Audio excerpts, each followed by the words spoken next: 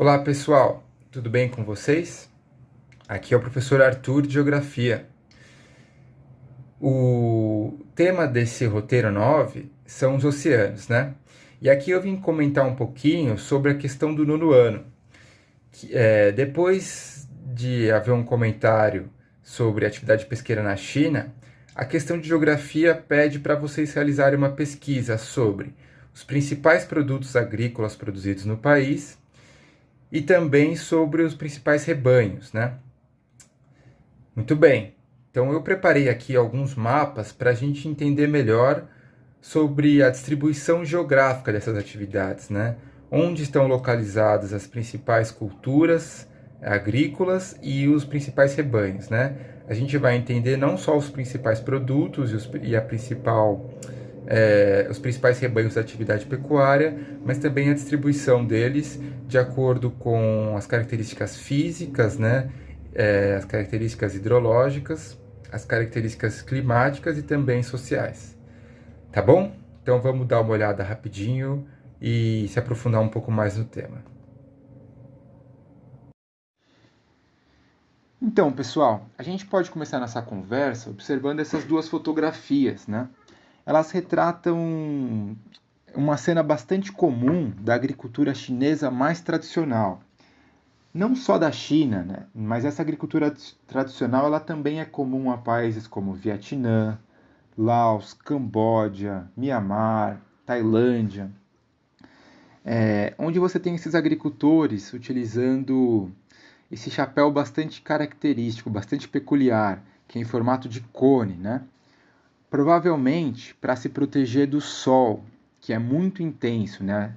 Essa região mais do Oriente chinês, né? Mais da porção sul do Oriente chinês, do sudoeste, né?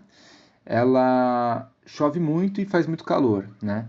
Então, por isso que provavelmente essa área é onde se produz arroz, onde a gente está vendo essas fotografias, né? Porque o arroz é uma cultura que se favorece muito desse regime de chuvas intenso.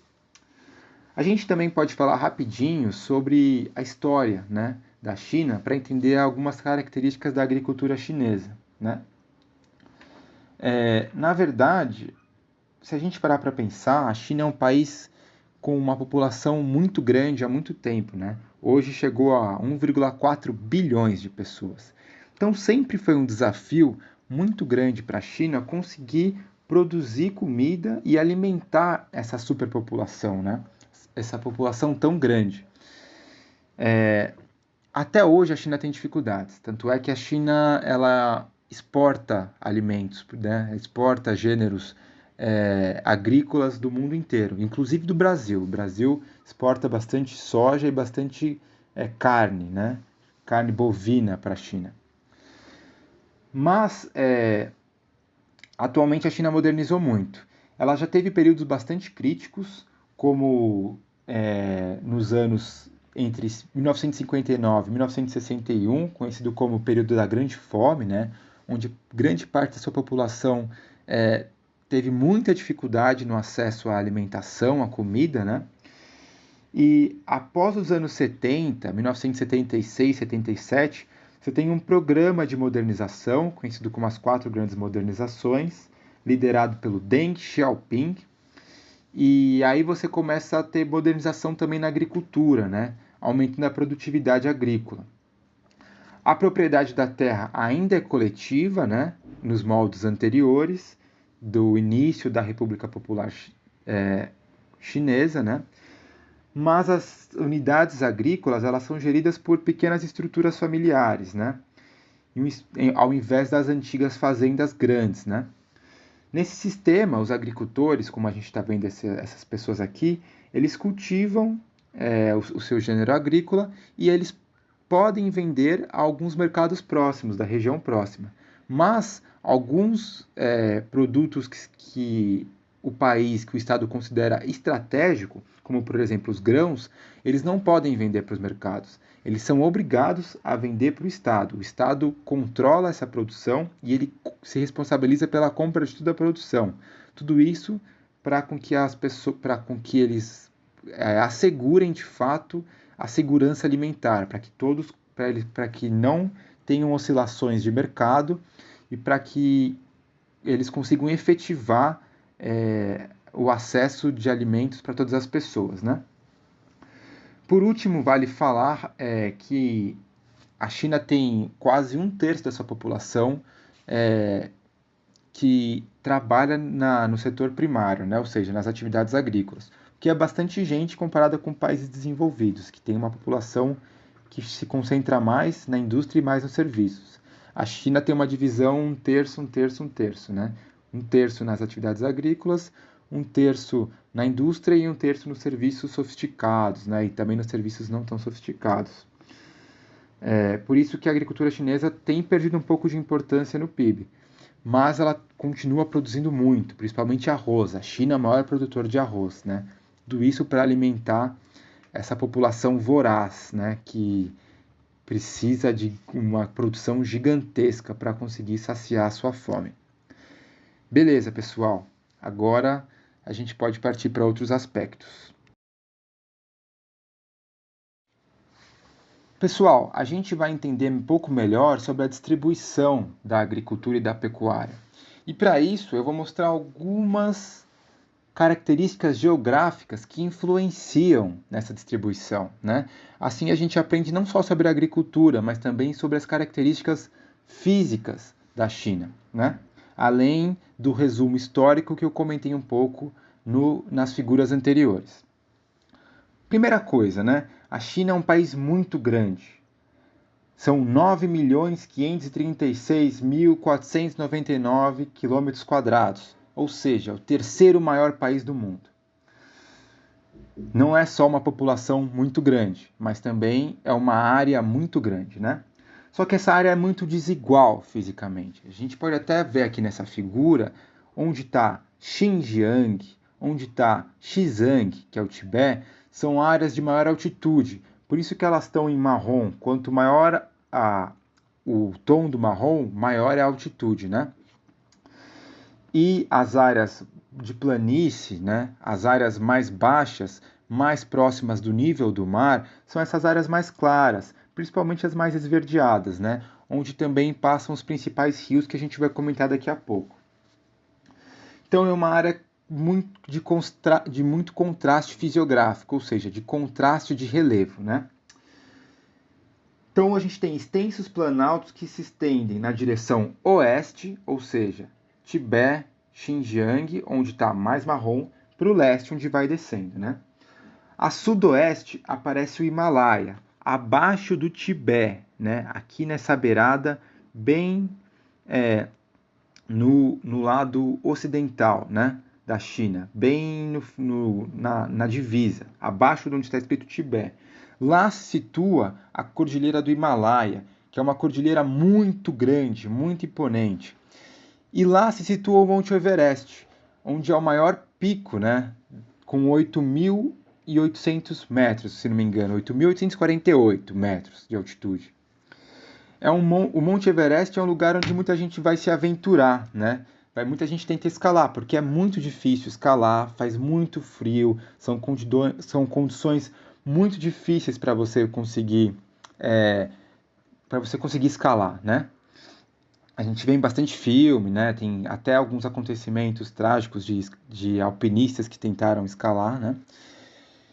E mais acima a gente tem o Planalto do Tibete, né? Que é considerado o teto do mundo. Essa área de marrom mais escura, né? As altitudes médias superam os 4.000 metros. É uma região bastante inóspita, né? Mas mais inóspita que o Tibete é onde está escrito Xinjiang. Se situa ali o deserto de Gobi, né?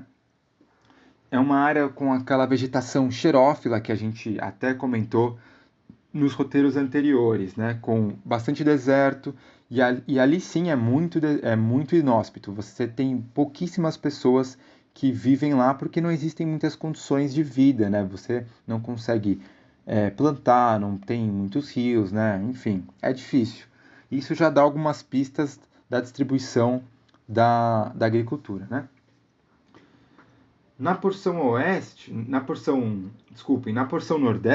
a gente tem a planície da Manchúria, né, onde se situa Beijing, mas também aqui próximo de onde está escrito Mongólia, né? É uma região bastante industrializada nos últimos tempos e também onde você tem bastante plantações, como a gente vai ver nos slides seguintes, plantações modernas. E também a gente tem a planície da China mais abaixo, né? Nesse próximo mapa, ajuda a gente a compreender o que a gente viu no mapa anterior, né? Aquela região mais marrom é onde predomina o frio da montanha, são lugares mais altos, né? Com clima frio e mais seco. Em cima, onde eu comentei que existe o deserto de Gobi, a gente tem o árido e semiárido, né? Na porção noroeste. Onde está escrito temperado, são lugares onde até você tem a chuva, né? Mas são lugares mais frios também. No subtropical, você tem climas mais quentes e com maior ocorrência de chuvas. E tropical de monções é aquele clima parecido com os países que eu disse da Indochina e da própria Índia, né? Onde chove muito numa época do ano e faz muito calor na outra época também. Aqui, pessoal, uma informação legal para vocês saberem, hein? Os dois principais rios da China são eles Huanghe, que é o chamado Rio Amarelo, onde está escrito Yellow River, e o rio Yangtze, conhecido como Rio Azul, né? Está escrito aqui Yangtze River. As nascentes, elas se localizam no Planalto do Tibete, naquela região bem alta que a gente comentou, né? E eles são os principais rios. O Huanghe é o Rio Amarelo e o Yangtze é o Rio Azul. Só também comentando que ao longo dessas planícies aluviais são locais de alta fertilidade. E aí se destaca muito o Rio Amarelo, onde apresenta o solo loess, né? Que é um solo bastante fértil e nesse lugar há uma grande concentração populacional, ou seja, um bom lugar para o desenvolvimento agrícola. Nesse mapa, a gente consegue ver uma combinação das informações anteriores, né? Então, a gente vê as áreas de chuvas abundantes, que eu comentei que são a área de monções, né? Tropical de monções. Também as áreas de chuvas relativamente escassas, onde você tem o clima mais temperado, né? Combinado também com árido e semiárido. E as áreas áridas e semiáridas, onde você tem os climas árido e semiárido e também um pouco do frio da montanha. Para a gente ver que provavelmente a agricultura ela acaba se concentrando nessa porção leste da China, né? Já na porção oeste, você tem áreas de menor aproveitamento agrícola. Para a gente conseguir entender a distribuição geográfica das atividades de pecuária e agrícolas da China, né? O que a gente percebe? Que a gente tem um colorido maior na porção leste, na porção oriental, do que na porção oeste, na porção ocidental da China. Por quê? Porque a região do Tibete, a região do deserto de Gobi, são áreas, como a gente viu nos mapas anteriores, que não são propícias à agricultura. São regiões, por exemplo, de poucas chuvas, de solo não muito fértil, regiões onde não tem grandes rios, de temperaturas muito elevadas ou muito frias, né? Regiões inóspitas, ou seja, regiões onde a agricultura não é muito propícia, né? Por isso que nessa área você tem ou a criação nômade de gado, nessa região do Tibete, onde você tem alguns donos de gado, né, algumas famílias nômades que mudam de um lugar para outro com o seu gado, ou em alguns pontos menores, a criação extensiva de ovelhas, né? Esse extensivo é quando ela se dá em grandes áreas, não é numa área pequena. Já na porção leste, na porção oriental da China, a gente vê uma maior diversidade, né, de produtos agrícolas. Nas chamadas monções que a gente comentou, onde chove muito, a gente tem a predominância de arroz, que é onde está em vermelho, né? Mas também de fumo, que é o tabaco, e também de cana, porque são culturas que se desenvolvem muito com muita chuva, e é uma área onde chove muito, né? Mais acima, onde está a porção laranja, a gente pode ver a colheita também de arroz, mas também de trigo e centeio, além também do chá, né? Os chás são muito exportados para o mundo inteiro, os chás chineses, devido às suas propriedades medicinais. Aí a gente também a gente lembra daquela planície aluvial. O que é isso? É onde os rios, primeiro nessa região onde está laranja, o rio Azul, né? E mais acima, nas regiões esverdeadas, o rio Amarelo, são áreas muito férteis, né? Principalmente do rio Amarelo. Então são regiões muito propícias para a agricultura. Nessa região mais esverdeada, a gente tem bastante milho e soja, né? Mas também trigo e também sorgo. Sorgo muito utilizado para ração animal. E na parte nordeste, né? Norte e nordeste da China, é uma região mais temperada, como a gente viu, né? Com um clima um pouco mais difícil a agricultura, porque faz um pouco mais de frio. Mas você tem um projeto de modernização, como a gente comentou anteriormente, que aumentou bastante a produtividade da China e melhorou principalmente a questão da irrigação, né? Então, nessa região, a gente tem bastante plantação de trigo, né? Você planta muito trigo nesses lugares. Então, é onde a gente consegue observar mais essa porção mais roxa, né? Mais lilás, junto um pouco com a porção esverdeada e com pequenos pontos da produção de algodão, né, que estão mais espalhados não só pela região nordeste e norte, mas também pela região mais central, né, do Oriente Chinês. Beleza, pessoal?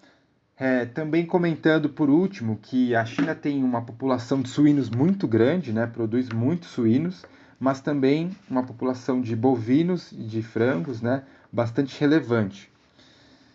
E são criados de modo mais intensivo, né, diferente das ovelhas e do gado da parte leste.